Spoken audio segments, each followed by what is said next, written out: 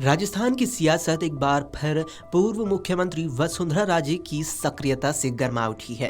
साल 2023 में BJP high command द्वारा भजनलाल शर्मा को मुख्यमंत्री बनाए जाने के बाद से राजनीतिक रूप से हाशिए पर दिख रही राजे अब लगातार बीजेपी और आरएसएस नेताओं से मुलाकात कर रही हैं।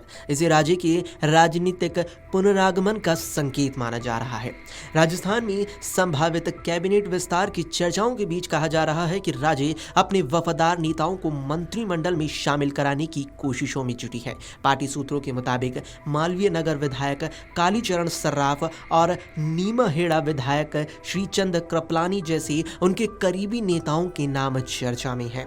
हाल ही में राजे ने इस मुद्दे पर बीजेपी केंद्रीय नेतृत्व से मुलाकात भी की थी।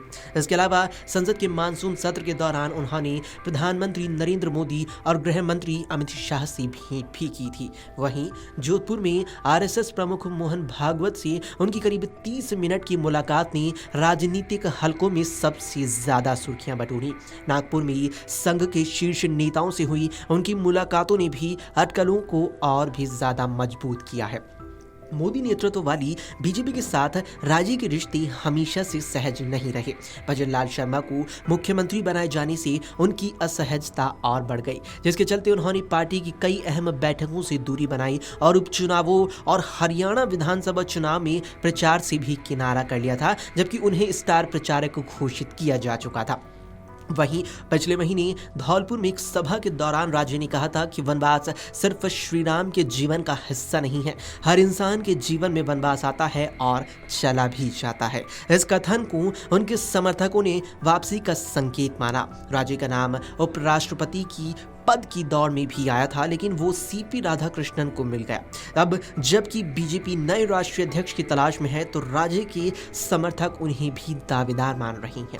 बीजेपी के पूर्व प्रदेश प्रवक्ता कृष्ण कुमार जानू का मानना है कि जिस प्रकार से भगवान राम का वनवास समाप्त हुआ था और उनका राज तिलक हुआ था, इस प्रकार से पूर्व मुख्यमंत्री वसुंधरा राजे का भी वनवास जल्द ही खत्म होगा और वे राष्ट्रीय स्तर पर किसी बड़ी जिम्मेदारी को निभाती हुई नजर आएंगे। लेकिन वहीं कांग्रेस के पूर्व मंत्री प्रताप सिंह खाचरियावास का कहना है कि अगर वसुंधरा जी इसको अपना वनवास मानती हैं, तो ये वनवास दो ही लोग दूर कर सकते हैं। एक तो वो जिसने सुदर्शन चक्र धारण कर रखा है और दूसरा बीजेपी का आला कमान। खाचरियावास ने आगे कहा कि बीजेपी जिसको भी वनवास भेजती है वो वनवास फिर खत्म नहीं होता, इसलिए ये मानकर चलना कि ये बीजेपी का सोच समझ कर लिया हुआ फैसला है, पर हमारी पूरी सहानुभूति वसुंधरा राजे के साथ है। इस मामले पर राजनीतिक विश्लेषक और वरिष्ठ पत्रकार मनीष गोधा का मानना है कि जिस प्रकार का घटनाक्रम देखने को मिला है, उससे ये लगता है कि पार्टी एक बार फिर वसुंधरा राजे की तरफ झुकती हुई नजर आ रही है। वसुंधरा राजे को बड़े नेताओं से जिस प्रकार का मिला है, वो किसी बड़ी जिम्मेदारी की ओर इशारा करता है। राष्ट्रीय स्तर पर राजे को बड़ी जिम्मेदारी की ओर इशारा साफ तौर पर हो रहा है। इसके साथ ही उनके बेटे और झालावाड़ बाना सांसद दुष्यंत सिंह को केंद्रीय मंत्रिमंडल में जगह मिलने की भी चर्चाएं तेज हो चली हैं। राजस्थान की राजनीति में दशहरे और नवरात्रि के इस मौके पर यह सवाल जोर पकड़ रहा है कि क्या राजे का राजनीतिक वनवास अब सचमुच खत्म होने जा रहा है।